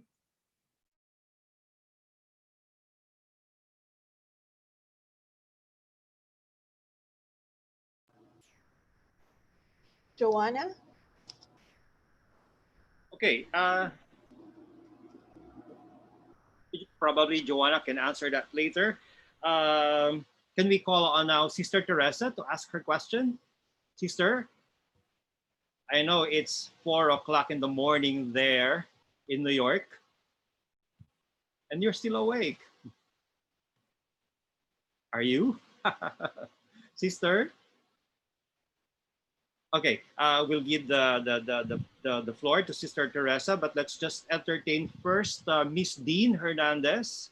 Ma'am? Good afternoon, Carlo. I'm Dean Hernandez. I like to pose the question towards all of you because a long time ago, during the time of President Arroyo, I was part of the SWARM, the Solid Management Movement or Program under Malacanang. And I just searched the internet now. Is under Simatu, is there an equivalent of SWARM today? Because I love the way our resource speakers are so young and so passionate about the thing. But when I was in charge of public markets, Jaime Augusto Sobel, my boss, was in charge of commercial buildings. I just want to know whether there is an updated version of the SWARM program many years ago when I was part of the public markets section of solid waste management. Anyone here who can answer that? Okay, if no one can answer, then I suggest Carlo, Miriam, and Environmental Science Institute try to renew.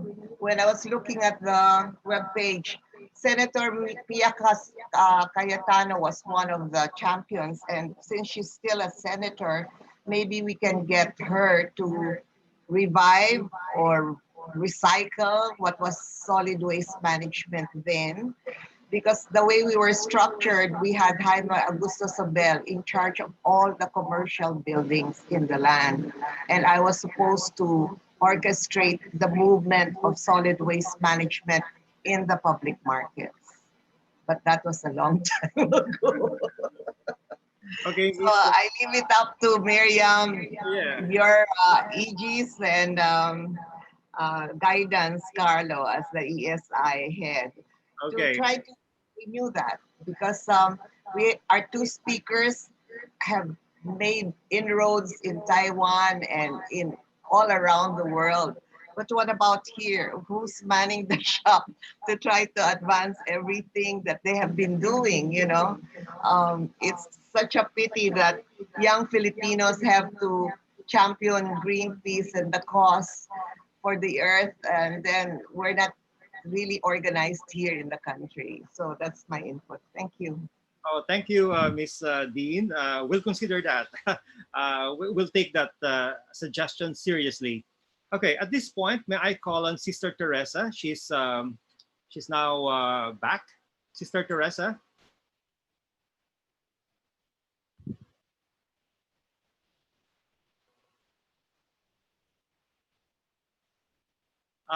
We have earlier we have 10 galleries, and I don't know where Sister Teresa is. Uh, Leia, will you please check if she is muted? She's here. Wait. Okay. She's unmuted already. Okay, Sister? Sister, proceed.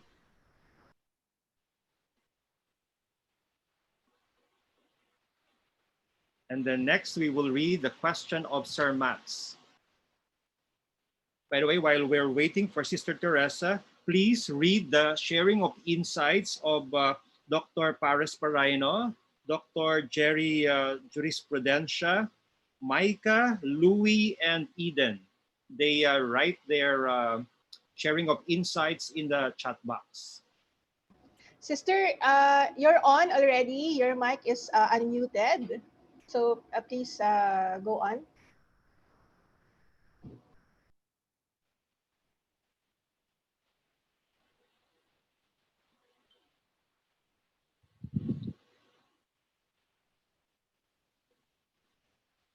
Huh?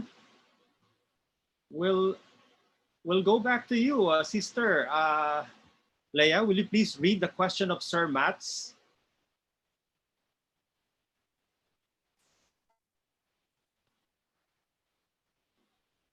Okay, here's the question. Aside from dolomite being dumped into Manila Bay, isn't it that we should also be concerned where this dolomite was mined?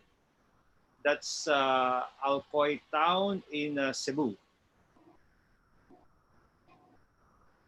Anyone from the Environment Department of Miriam College who would like to answer this question?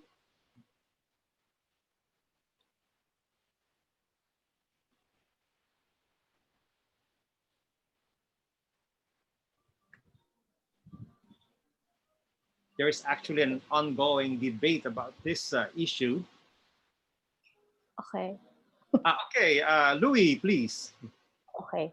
I would just like to answer that because that's related to what Joanna shared a while ago regarding the deforestation of the Amazon forest, wherein um, just to give way to the cattle to be made into burgers so that a lot of people can enjoy burgers.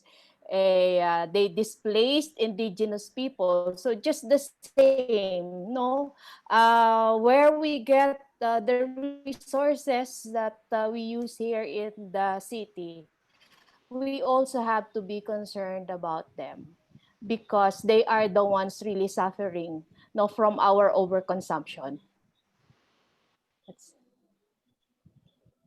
Okay, thank you, Louis.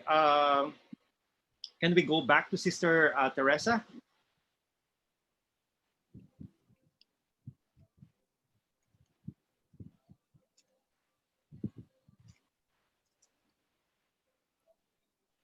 You know, New York is too far. That's why we cannot hear her. Yes, sir. Okay, sister just turned on her camera. Can you Okay, see sister. her? Wait. After sister. Yes, there. Okay, there. Go ahead, sister.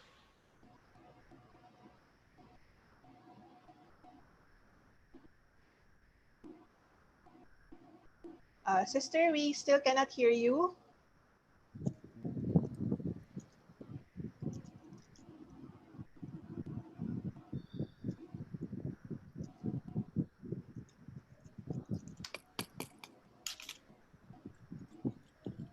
Sister,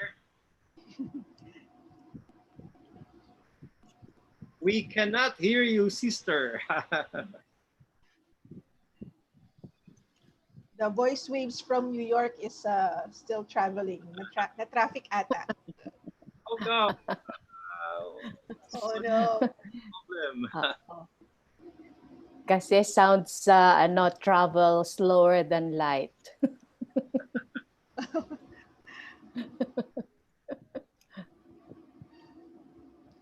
Check your audio settings, sister. Earlier, Sister Teresa wrote in the chat box that she would like to partner with Joanna and Mariana. And well, what she meant was she would like the Marinol Ecological Sanctuary to partner with Joanna and Mariana. So she wrote that earlier in the chat box.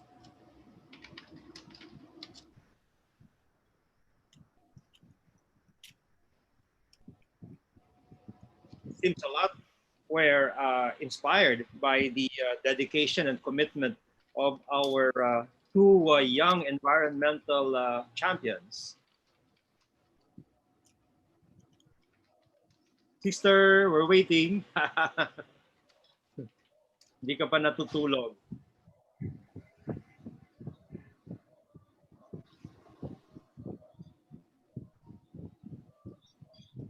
Eric has a question to Mariana, and I think this is the last question.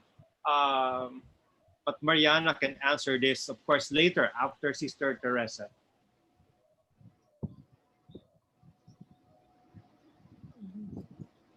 Mariana and Joanna just sent their email addresses. So if you have questions, you may email them. Okay, so Eric, please just direct your question to Mariana using her email address. So it's going to be Sister Teresa who will be asking the last question. Sister, we're waiting. Try again.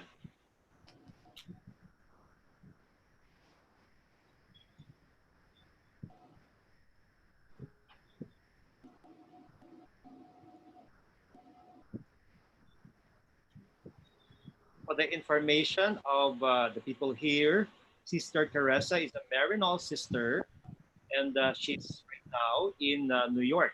But she's the president of the Marinol Ecological Sanctuary in Baguio. She is also helping Miriam College in various ways.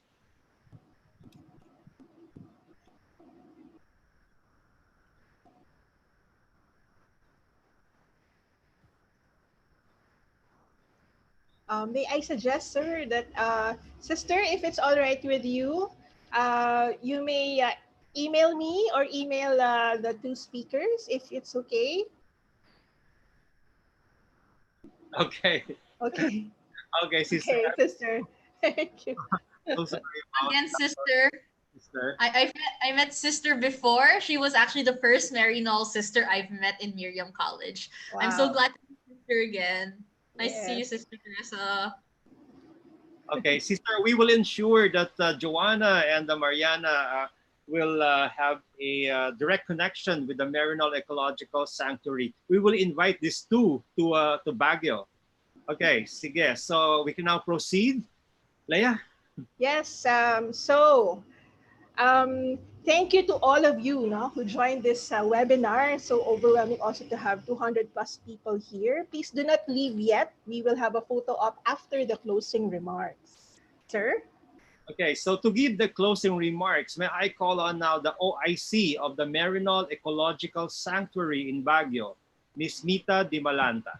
Mita, please proceed. Yes, hello, everyone. I would like to thank everyone for joining the webinar. And I am so struck by the passion, the dedication of our youthful speakers. Joanna reminds me of someone who said, out of great pain comes great art. So out of her pain and out of the loss of the lives of her most dearly beloved family members, she rose like a phoenix, and she used that experience to actually do more good for the earth and for everyone. She is a shining example of what all of us would really aspire to be, and to take on the cudgels for climate change, given her painful experience, which she transformed into something beautiful. So in the season of creation, from something that she experienced, she created a beautiful experience of saving the earth in doing her climate justice work globally. As for Mariana, Mariana has invited us to do a deep dive, and she has not only brought us down into the depths of the sea, but she has showed us that it is up to us to really do something about the environment. She cites all the in Taiwan, and if I may share, Taiwan was called the garbage island 26 years ago. We have relatives in Taiwan, and the collection of garbage was only 70% then. But now Taiwan has the highest rates of recycling. They can recycle up to 55% of their waste, and 77% of their industrial waste, that they don't have enough trash to put into their incinerators. They have cleaned up Taiwan so well, and the model is so good.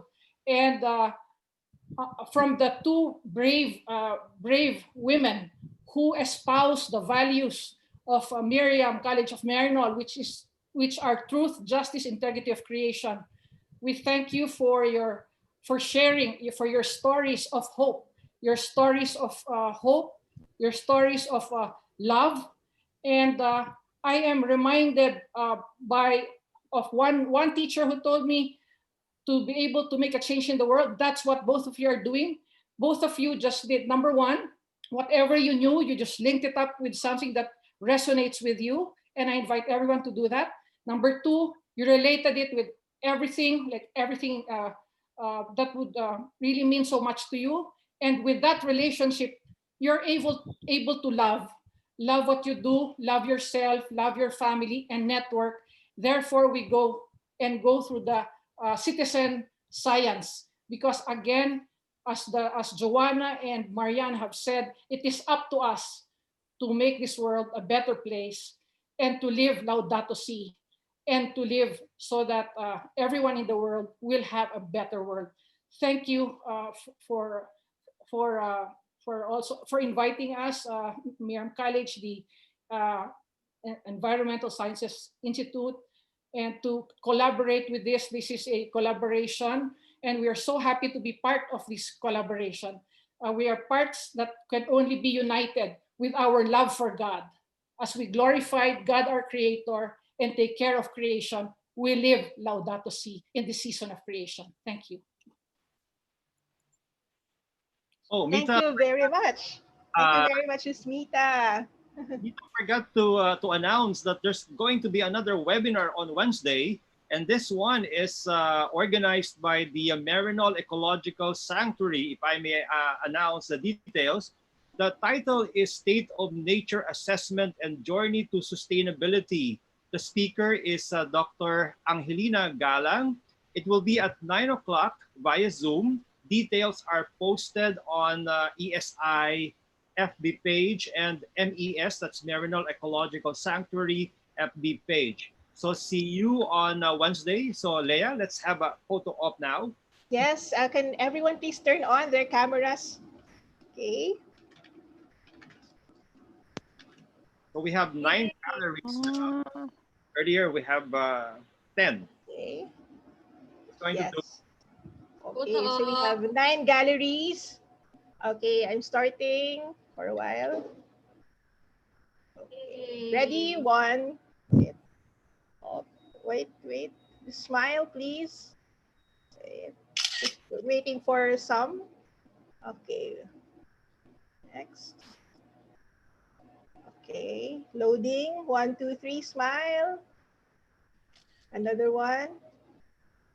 Smile. Another one. Smile. One more. More cameras, please. Turn on. I'm waiting for some people. Turn on your cameras. All right. Smile. Okay. More people. Okay, please wait. 3 more.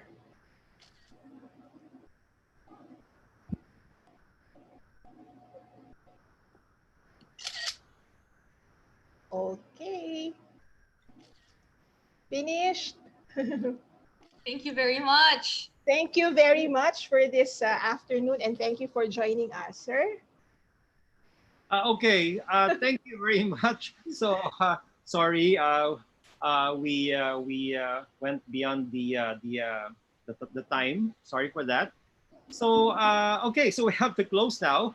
Yes. See you again on Wednesday for another webinar and another in October. And thank you to all the Miriam College students who were here. Some schools were also present. De La Salle University, Lipa. Hi. Okay, so bye-bye now. Bye. Bye. Please check out the evaluation form on the Bye. chat box. Yes, Bye-bye. evaluation Bye. to help us evaluate this webinar. Bye-bye. Thank you very much. Nice to Bye. see everyone. Nice to see the Yes, Miriam. Bye-bye. Mariana and Bye. Joanna. Mariana and Joanna. Thank Joanna's you. still there? Yes, Hi, hi. Joanna. Nice to meet you, Joanna. Nice to meet you too. Sharing It was an your honor stories. speaking alongside you. It's really, Yes. actually, me and my Taiwanese colleagues in the room are listening to your seminar. They know the devastation of Typhoon Haiyan, and they're also really inspired with your story. So it's really Thank nice you. to have heard of that, and it's a story of hope and optimism. Thank you very Ay, much. salamat. Maraming salamat. Salamat Ingat ka talaga. dyan. Kayo din po. Ingat po. Maayong puntad sa iyong tanan. Salamat. Thank you. Thanks for the invite. Yes. Daghang salamat. Is it all right? Just one more photo up with just the organizers and Joanna and Mariana. Oh, just one. okay, Okay. I'll just Sure, sige photo po. up. 1, 2, 3. Smile. Smile. All right. Okay. Thank you. Thank you. I'll keep in touch, Joanna and Mariana. Yes, please. So, Yes, yes. please. Keep in touch. Thank you. Thank you. Bye. Ingat po kayo lahat. Salamat. Okay, bye-bye. Sige, Bye. Doc Carlo. Doc Carlo, see you in Taiwan. Yes, but Sama ako doon. Sige. Sama tayong lahat. Kasama tayo sa... Sir Carl. Hello? Kasama tayo sa climate pilgrimage. Oo nga. Oh, yeah. Sounds Climate great. pilgrimage Sounds tayo, great. sinabi natin kay Joanna. Oo nga. Sister TV, Everyone can you try again? At Yeah, kami na sure. to, baka. Hi. Oh my God! Sister! Oh, hi, sister. Pwede na? Pwede na? Yes! Okay. Pwede na? Pahabol. Kay Mariana na lang po. Mariana, ikaw ba nag-meet tayo dun sa isang vocation, ano? Yes po. Ikaw yung kasi sabi niyo, ay nako, gusto kitang hawakan kasi ikaw yung first Maryknoll sister na Yes po, nakakita ko. sister. Ako po yan. Kasi first time po ako makamit ng Maryknoll sister. You're the first Maryknoll sister